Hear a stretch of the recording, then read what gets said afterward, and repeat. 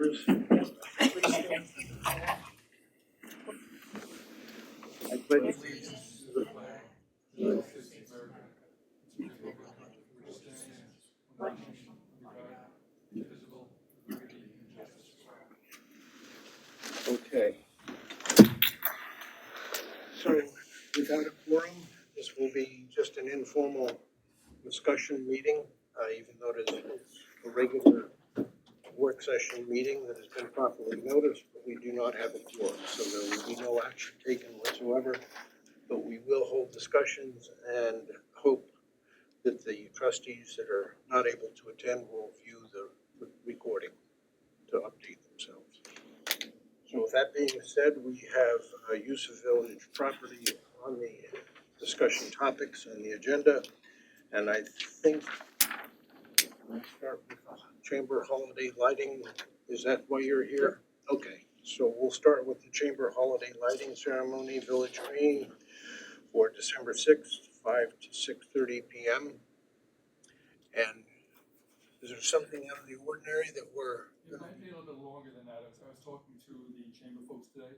Okay. They're waiting on the timing for the folks at the synagogue to get back to them as to what time they want to do it. But Okay. we usually just supply a truck to deliver Santa. Yes. We'd like to extend it a little bit more to a sort of a mini parade down Main Street. Bring in maybe 5 or 6, maybe as many as 8 trucks from other departments for a little parade of lights.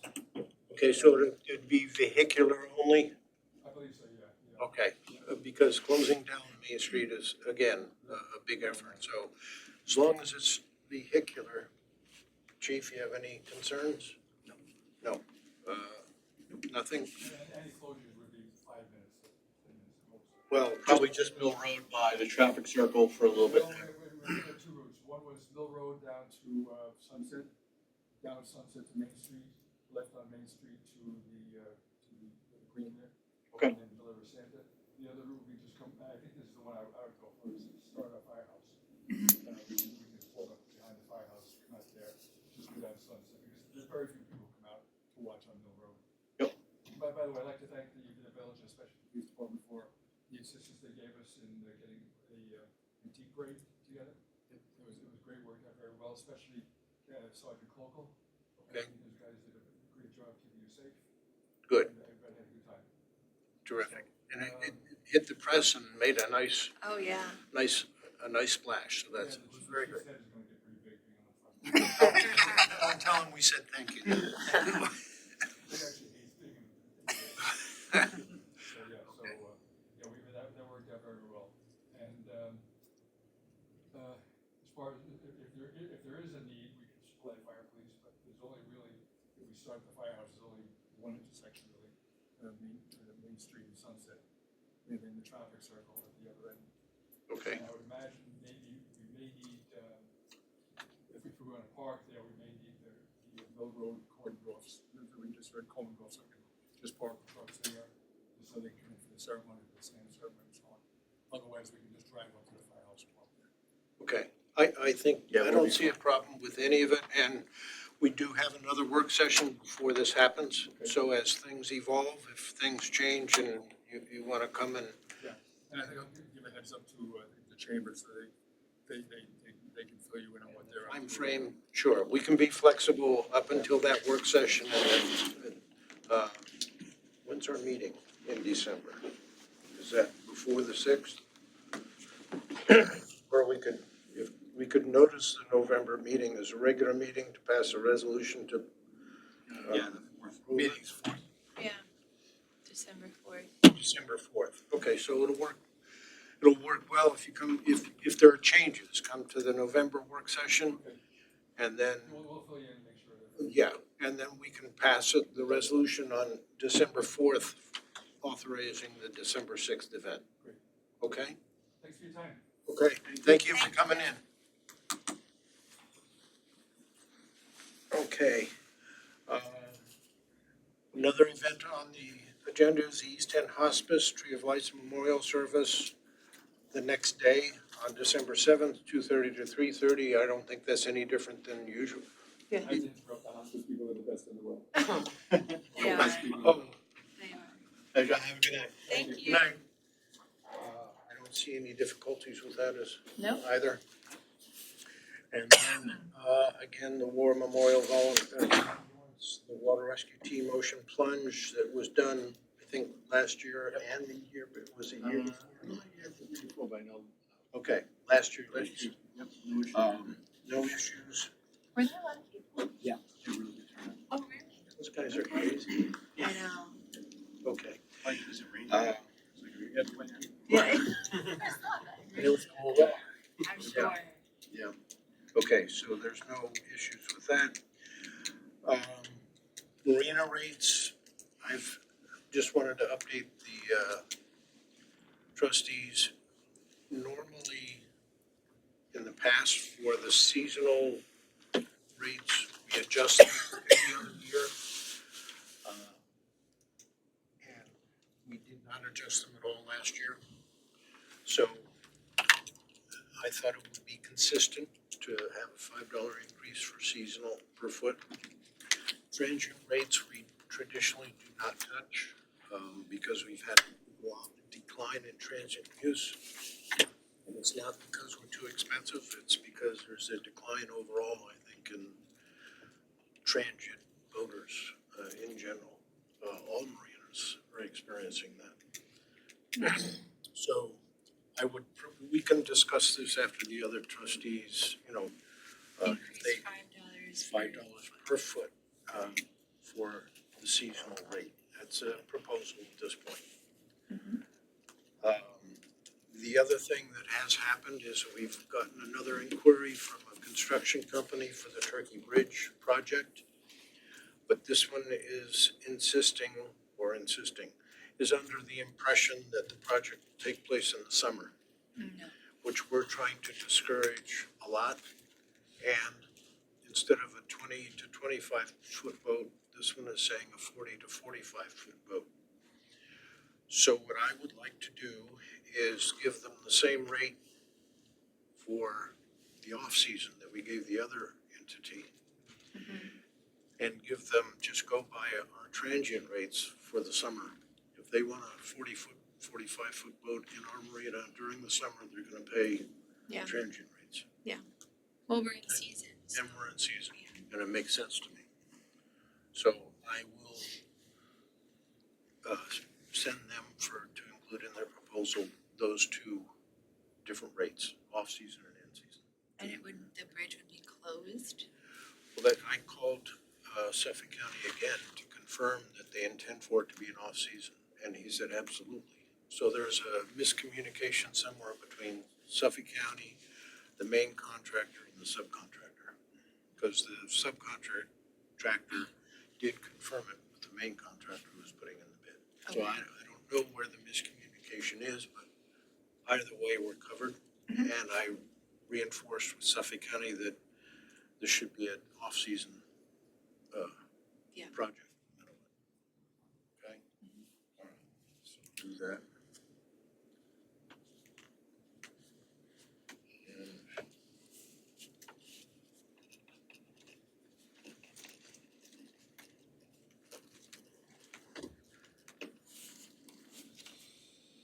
okay, and then that's actually item 3 that we just talked about. Item number 4, the village attorney is gonna look into electric bike and bike codes. And we're gonna try and see how we wanna proceed. Electric bikes are an issue, but Mr. Angel? Yeah, well, they're two different issues, electric bikes and electric scooters. And Can they bikes, as they're two different things. Now, actually, you can do more regulating of electric bikes, e-bikes, and e-scooters than you can of regular bikes. They're both electric scooters and electric bikes. The vehicle and traffic law gives us the right to completely regulate them within the incorporated village. When we looked at this with the chief, I didn't know that the county has passed authorization legislation.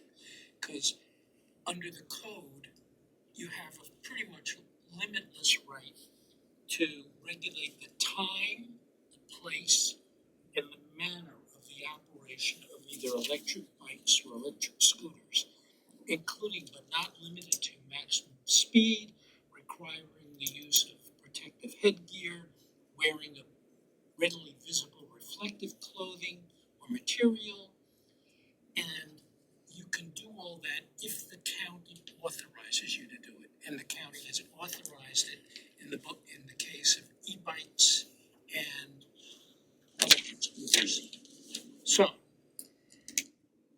pretty much you can do whatever you want. You can say in the downtown area we don't want e-bikes, you just have to put up a sign. You have to pass this by local law, but you can pretty much regulate. You can say everybody has to have a helmet, everybody has to wear reflective clothing. You can limit it to an area. You can require it for the entire village. So it's really quite broad. So think about what you want. To what extent do you want to regulate? To what extent do you think it's regulatable?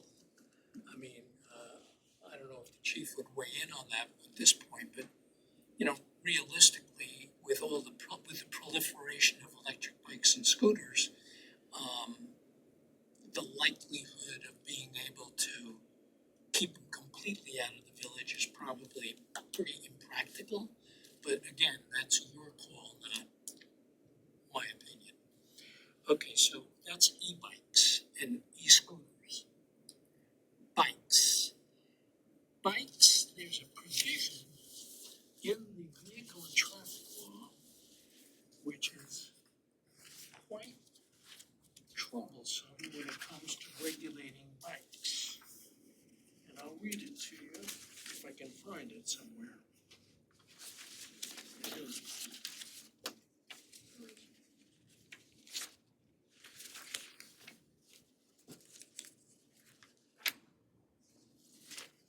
Too much paper, hold on, I'll get it.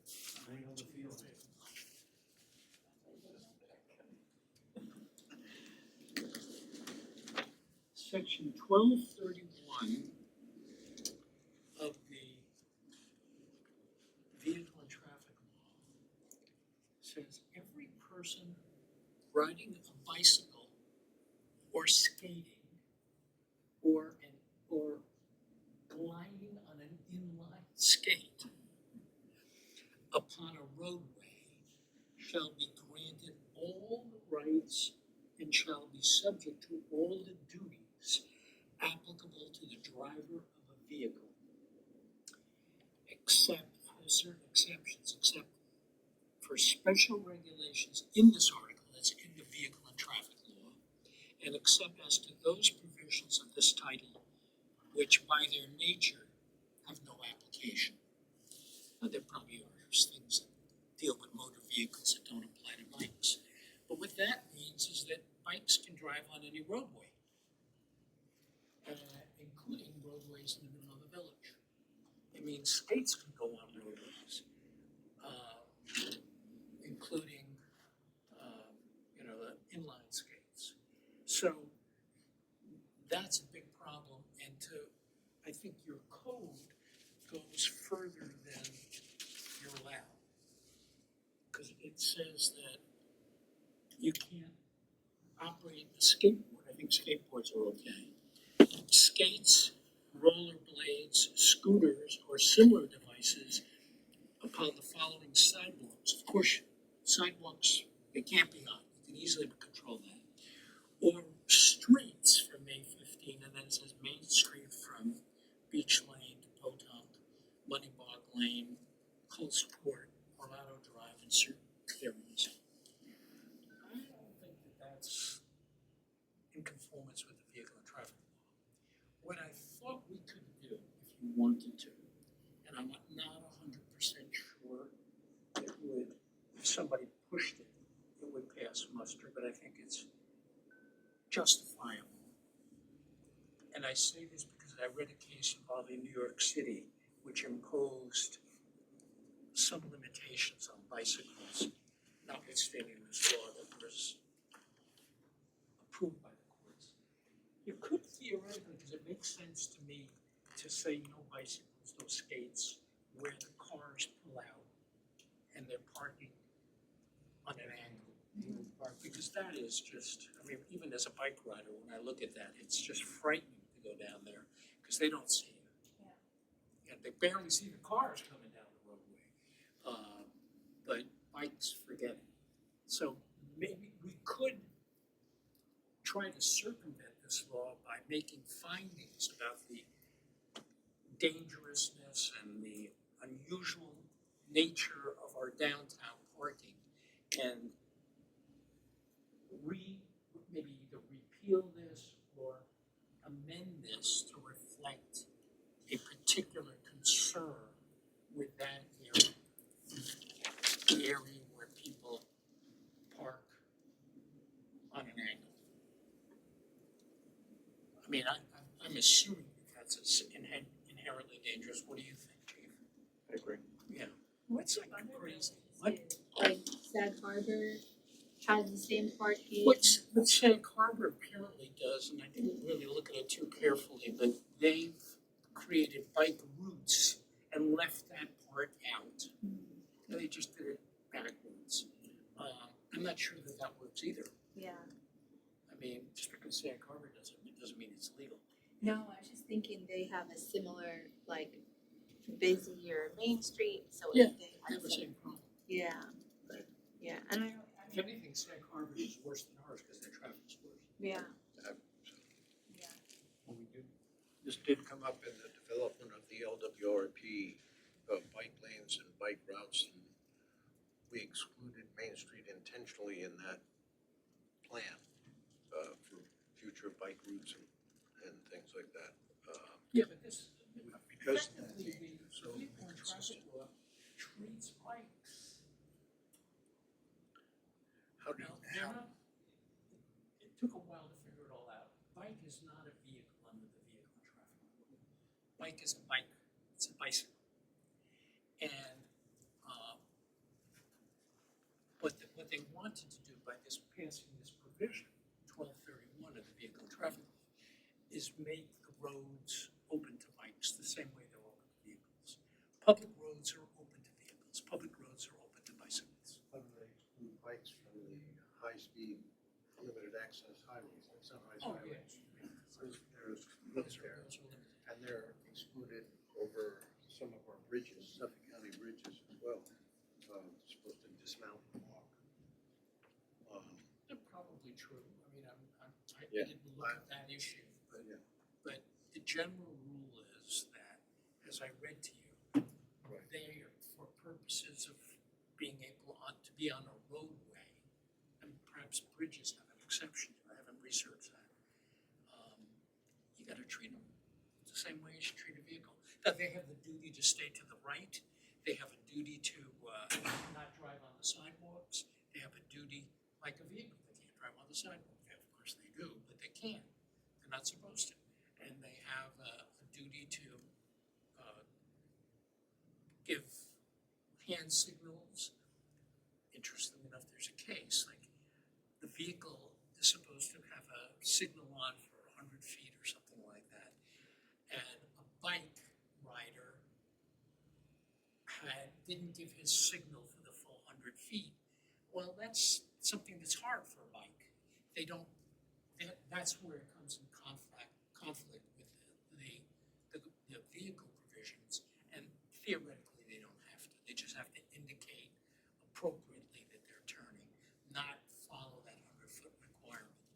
But there are no cases that seem to say that they can be treated and kicked off the streets. Sounds like we'll have to think about this and discuss it more and have the chief think about it Yeah.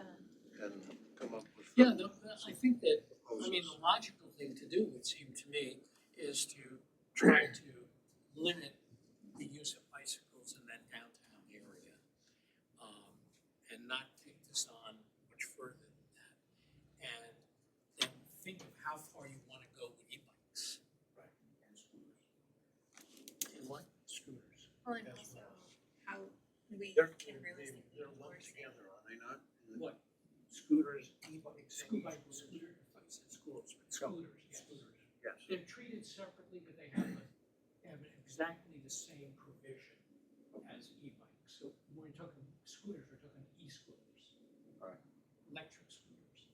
They're also, they can't go over 20 miles an hour, you can't operate them. People violate this all the time. From what I read, you can't operate them on a street where the speed limit's more than 3 miles per hour. Correct. And, I mean, when I drive to Riverhead, in the morning, there are people on scooters every once in a while on roads that have 55 mile an hour. Yep. Right. That's violating the vehicle and traffic law. Is that true for e-bikes too? Yeah, most of them can't go over 20 miles an hour anyway. No, but I mean, can they, I know that there's a specific provision that that scooters can't go in an area where it's 30 miles, well, higher than 30 miles Yeah, per hour. Bikes also, electric sure. assisted bicycles. Yeah, e-bikes. So it's sort of complicated, but And Sag Harbor amended their, April last year, no using bicycles, in between the curbs of Main Street to Spring Street. They calling it out as a portion of streets normally devoted to the parking and operation of motor vehicles.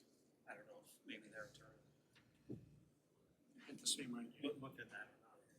That these already, they've already done the investigation. And so they did it in April. April So last they've been through a season. Yes, winters. Okay, well, yep, we'll have to look into it more. And also something that you could actually police and do, right, with the e-bikes and the scooters, because I know like we were talking about, sometimes you just can't really chase them and they don't always come over to you. If we, Yeah. sorry. Yeah, enforcement is, always trying to get the, officers behind you and what you're trying to address. So it's just a matter of really educating everybody on what they can and can't do with the electric bikes. We've had some success on that lately. So, yeah, we can enforce all those things. It's just a matter of giving the knowledge to our officers so they know exactly what they're enforcing and how to enforce it, which is what we were discussing with Mr. Angel about coming up, in policies, Yeah. Because big issue is, what do you do when you contact a juvenile? Right. Well, the time, place, and manner, if it can be regulated, can you regulate age? You say you gotta be 16 or older. But we can do that. It is. Right, man, sorry, for e-bikes. Yeah. Right. Yeah, okay. There's actually a couple of municipalities right now researching permitting the use of the scooters, and that would be a way to control somebody, in violation. Be of 16. the permit. Like, you can only use it on this, and this road, it would be written in the local codes. We have a statement from the public here. Possibly, maybe, like you could make a session or something and teach kids like a little bit about the traffic laws that they have to know so they can still go on the bikes. That's very This true. is what we have tried to do during the school, that's where we got the Bowski has been out there, trying to educate not only the kids, but also the parents Right. on what is allowed to be done, so that's a great point. The vehicle and traffic law allows the police to give a violation to the parents of somebody under 18 if the parents are in the presence Correct. of the person who's riding the bike. But that's where the issue comes in, because That doesn't happen very frequently. Right. So if you're giving mom a ride down School Street, oh boy, that's trouble. She's in trouble. That's right. Okay. All right. Anything else on that item? Thank you, good idea. We are working on it too. So, all right. Next item is paid parking. The chief has been looking into the options of paid parking. Yeah, I still have to reach out to the park company, just get the real specifics on it, that, after have to decide to move forward, and we had the conversation with that other company about paid Right, parking. right. So it's just a matter of bringing them more into the conversation and really letting them decide how we should zone out the village. Yeah. And I think this conversation is one that might be better had in front of the entire board. So we can put this on the agenda. When we have more information, we have a full board, or more of a board. Okay. Street lighting, Matt. So Stacy Drive in Stillwater, there are streetlights there, there were a couple out, so when the complaints came in, it was very correlated to those lights being out, we've since got them back online. Oh, okay. All the lights are back online. There are still some areas that are dark throughout there. There's no law that requires street lighting that I'm aware of. It's always been known that the absence of street lighting doesn't constitute or doesn't safety hazard or anything like that. Because we always get that complaint a lot. It's too dark over here. I walk my dog. Well, that's not the street light's responsibility. It's not a security light. So, I think some individuals, it was surprising to me, some individuals are against sidewalks in their neighborhood. correct. And so some individuals are against the lighting. So if these complaints were strictly about lights that exist that were out, then maybe, I don't know, unless you can assess that there's a dangerous situation that we need lighting, we should keep the status quo. I think the amount of complaints that we get is very isolated to one or two specific people, and it's usually the light that happens to be directly in front of their house and happens to be out at that moment. You know, it does happen when we're at the mercy of PSCG. It is not considered an emergency, so trying to get them to come out is like pulling teeth. They're not very fast to work on a single street light. If it's a whole area, that's a different story because it means there's multiple people out. But for a single street light, it is a little difficult, and that's where we run into the problem where it could take a year before we get PSCG out to work on a street light. So whenever they have crews in the area working on something. Okay. So at this point, I guess the assessment is that we don't need additional new lighting in any particular area, but we will look at it again if we get further complaints. Correct. I think that's the most appropriate action.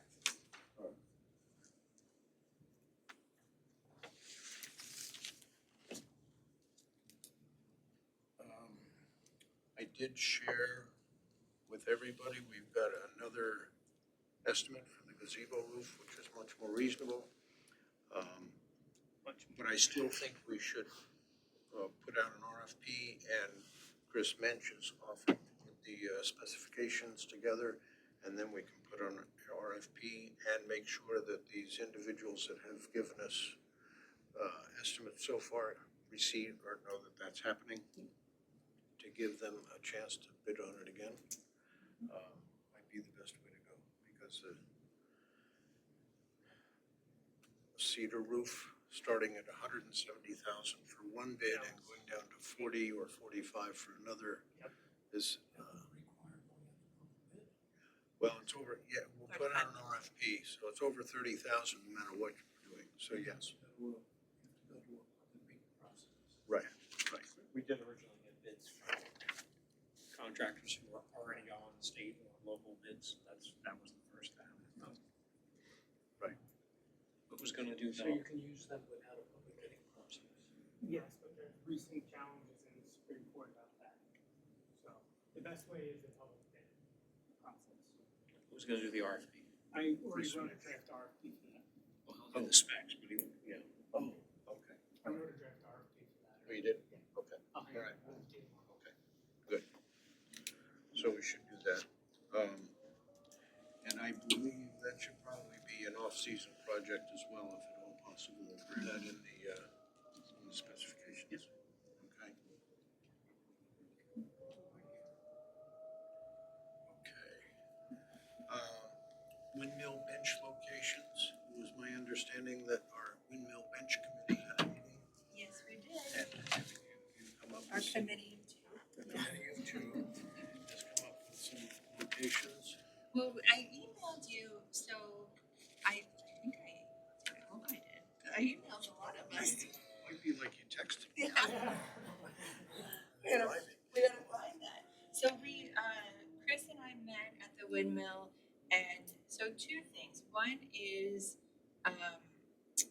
we kind of found some locations, and I'll pass it around. Over here is the H-frame, right? So we can't put one over here, but we could do one here, and then two here, and another one over here. There is one over here facing the other way. But just kind of make it consistent and spaced out enough. But here, which I didn't really realize till we went to the site, if you have the chairs with the backs, the benches with the backs on the walkways, you're limited to being one way or the other.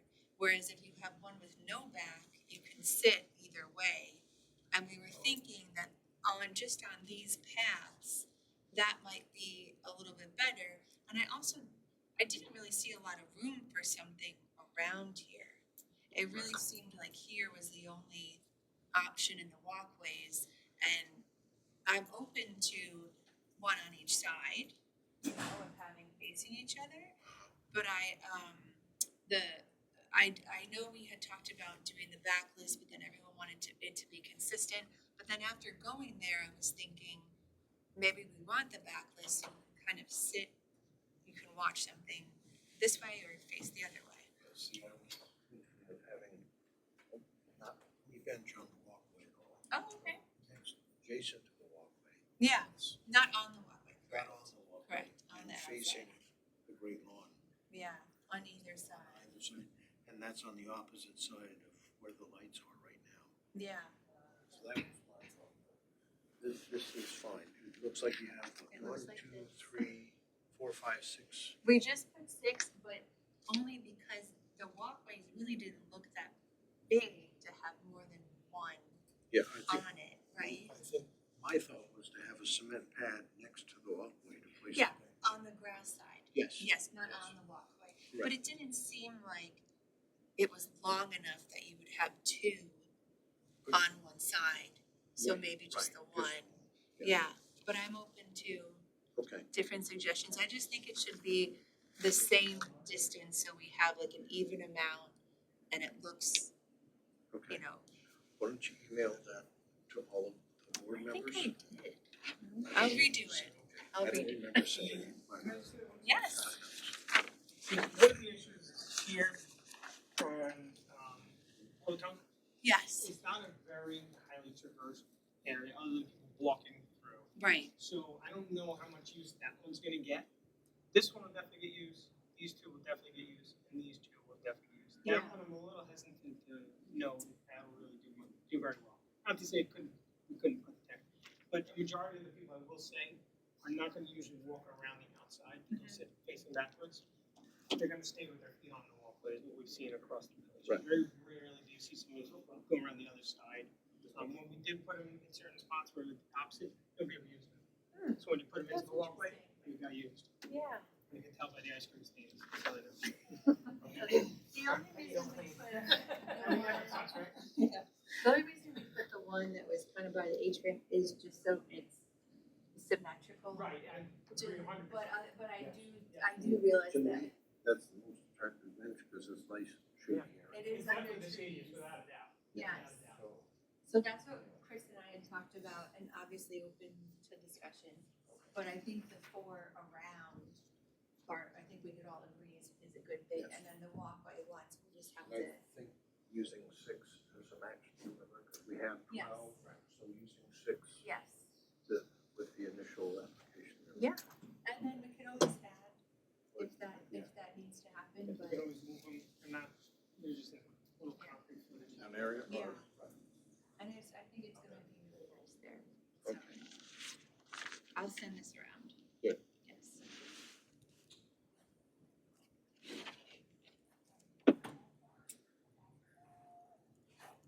Next one, You wanna do it? okay, he's up.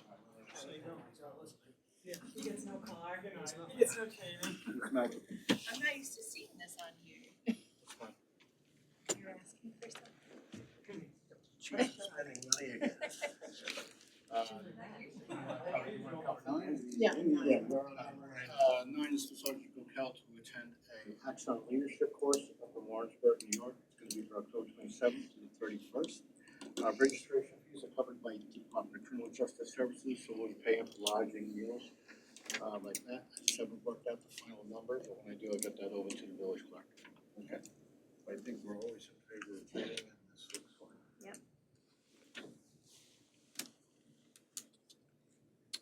Ratify that in the minute. Oh, because it's for October. We'll have to pass that. Right. We can, Could do ratify.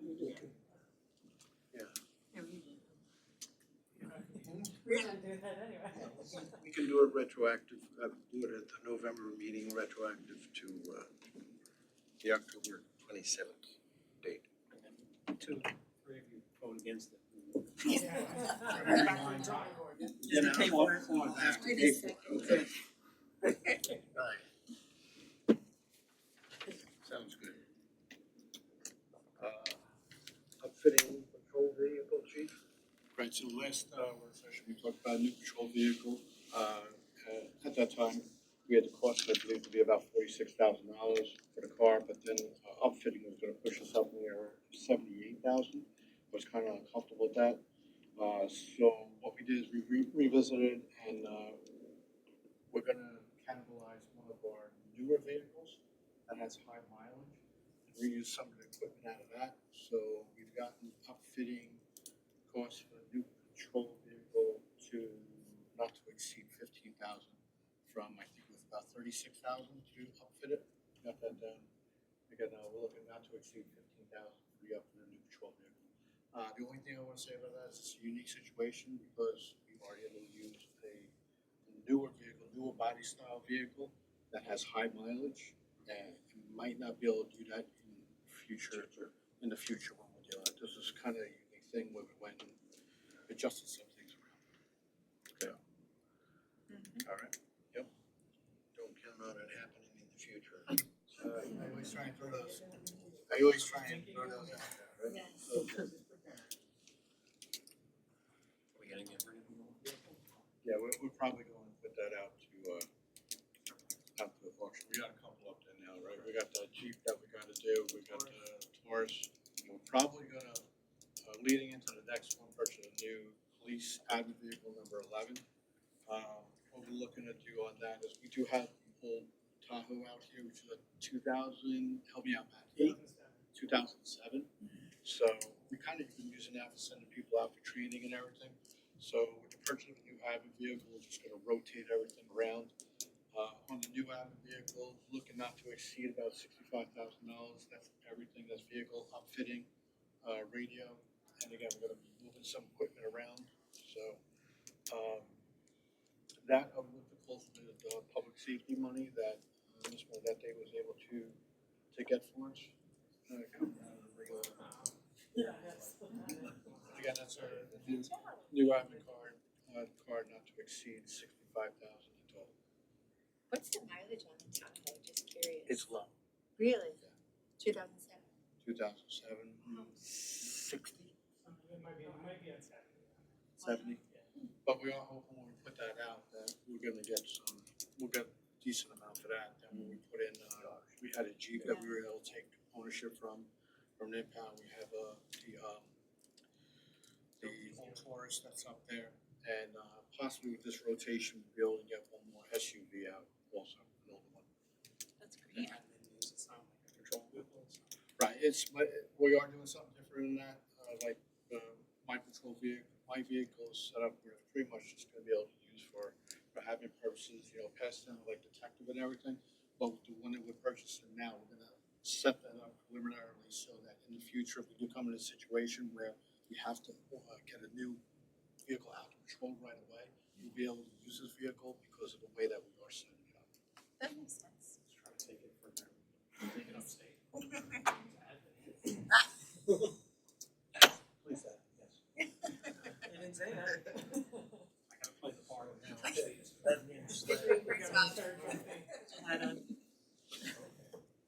This poor Nancy's getting all that money. Maybe she can take it to her.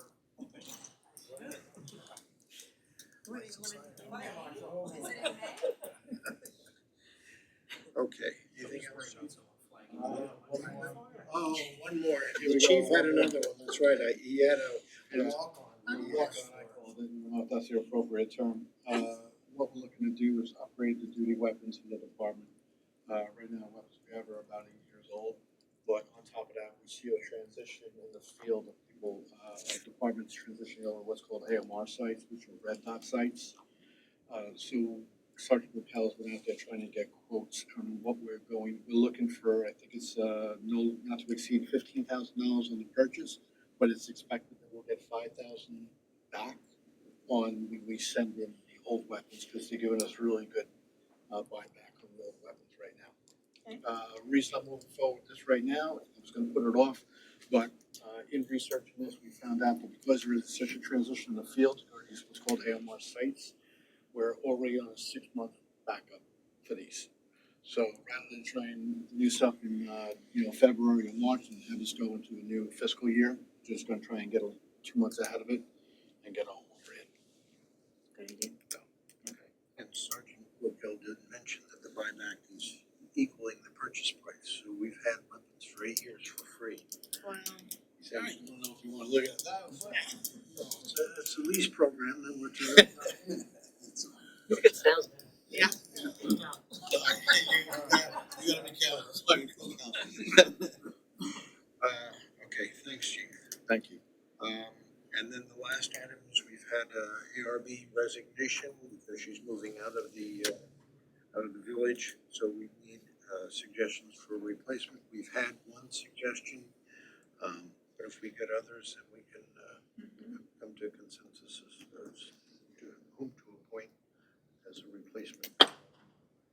Okay. Anything else? Anybody else? You good? All right, I guess that's it, and I hope the other trustees have the opportunity to watch the